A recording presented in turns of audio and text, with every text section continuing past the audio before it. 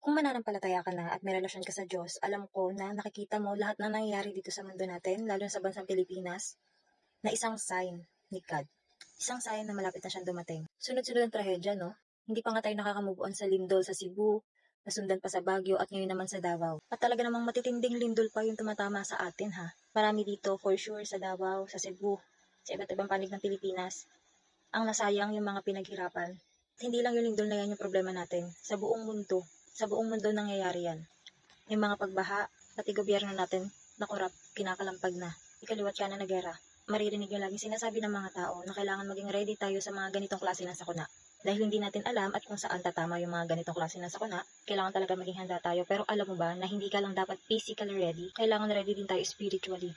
Ilang trahedya pa ba ang paparanas sa atin bago kayo tumalikod sa kasalanan? Ilang lindol pa ba ang yayanig para lang magising yung mga espiritu nating natutulog? Mateo chapter 24 verse 6 to 8. Makakarinig kayo ng mga labanan at makakabalita ng mga digmaan sa iba't ibang dako. Ngunit huwag kayong mababahala dahil talagang mangyayari ang mga iyon, bagamat hindi pa iyon ang katapusan ng mundo. Chapter 7. Maglalaban-laban ang mga bansa at gayon din naman ang mga kaharian. Magkakaroon ng tagutom at lilindol sa maraming lugar. Number 8. Ang lahat ng mga ito'y pasimula pa lamang ng mga paghihirap na tulad ng isang babaeng nanganganak. Lahat ng trahedyang nararanasan natin ngayon, nakasulat na siya lahat sa Bible bago pa siya mangyari. Isa itong paalala sa atin na lahat ng pinaghirapan mo dito sa mundo, kahit isang iglap, pwedeng-pwede ang mawala sa iyo. Paalala lang yan mga kapatid na ang buhay na tinatamasa mo dito sa mundo ay pansamantala lang. Ang lahat pwedeng bawiin sa iyo sa isang iglap, kahit pa ngayong sariling buhay mo. Mateo chapter 6 verse 19 hanggang 21. Huwag kayong mag-impok ng mga kayamanan dito sa lupa. Dito'y may naninirang insekto at salawang at may nakakapasok na magnanakaw.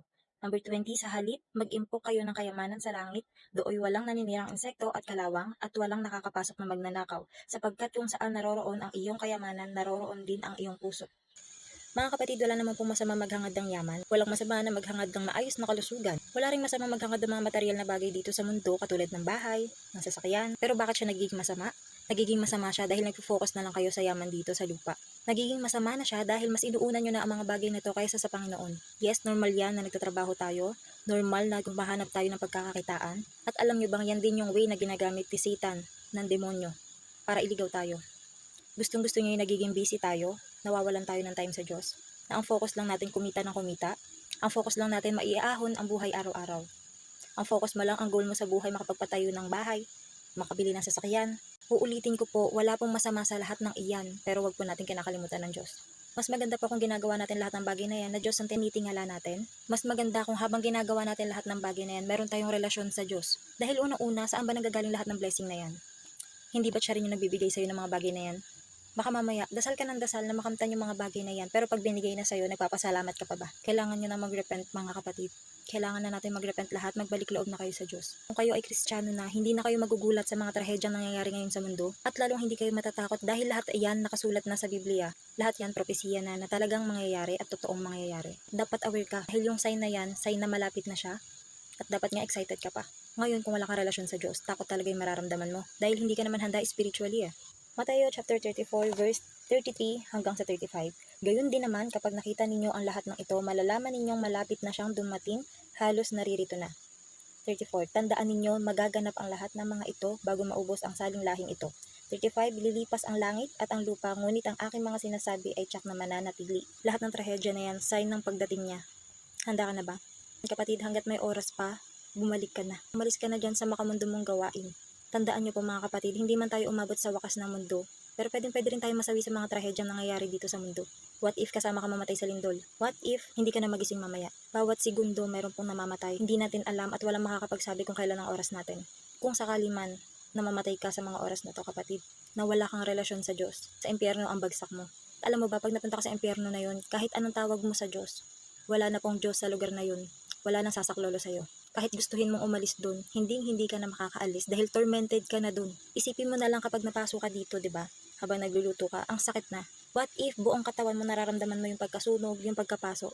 Dagdagan mo pa ng mga uod, nakakagatin ka sa iba't ibang parte ng katawan mo at hindi namamatay yung mga uod na yun. Maririnig mo dun yung mga sigawan ng mga tao na mapupunta sa lugar na yun. Mga humihingi ng tulong, pero huli na ang lahat. Pag napunta ka sa lugar na yun, kahit anong pilit mo, gustuhin mo, kahit isipin mo pang bangungot yung bagay na yan, hindi ka na makakaalis dun. Wala nang ibang paraan mga kapatid.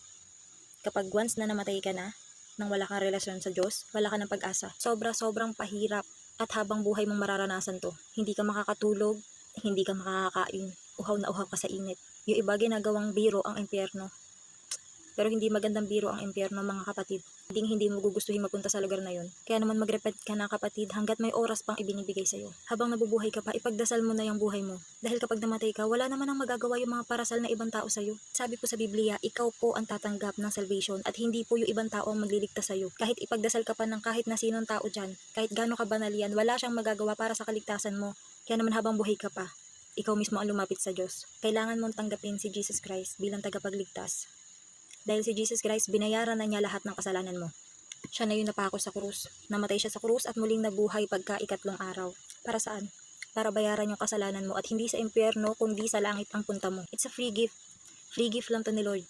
Pero paulit-ulit yung tinatanggihan. Marami dyan sinasabi, basta ako nananalig ako sa Diyos. Wala naman silang relasyon sa Diyos. Walang repentance, walang communication. Ito po yung kailangan natin para maging matatag yung relasyon natin sa Kanya. Aantayin mo pa ba, kapatid, na ikaw mismo yung tamaan ng lindol, na kayo mismo yung bahain, na kayo mismo yung tamaan ng buhawi? Kung kailang gipit na gipit ka na, saka ka palang tatawag sa Kanya. Nararanasan na natin yung mga kalamidad, saka lang kayo sisigaw ng, Lord Jesus, tulungan nyo kami. Panginoon, tama na. Pansinin nyo. Sa mga nagwa-viral na videos dito, karamihan dyan maririnig nyo, pangalan ng Panginoon ang tinatawag. Dahil pag once na nasa trahedya ka na, kahit hindi ka mananampalataya, siya talaga yung may isip mong tawagin.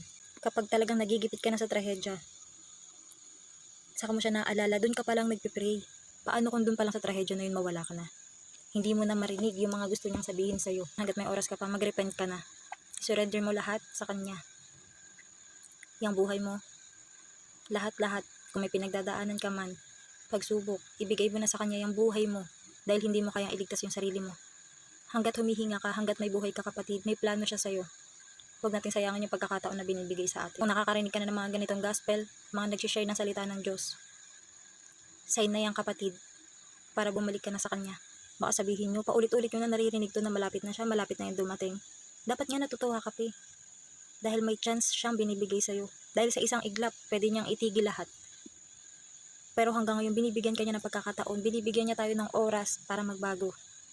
Tapos yung iba dyan nagre-reklamo pa, ang tagal-tagal na niya, ang tagal-tagal na may nagsasabing maggugunaw na yung mundo, ang tagal-tagal na may nagsasabing mag-end times na. Ikaw pa yung nainip. Dapat nga magpasalamat ka sa ilang taon ng buhay mo. Tatanggapin ka pa rin niya kahit gaano ka makasalanan. Basta, tanggapin mo siya dyan sa puso mo at talikuran mo na yung mga kasalanan mo.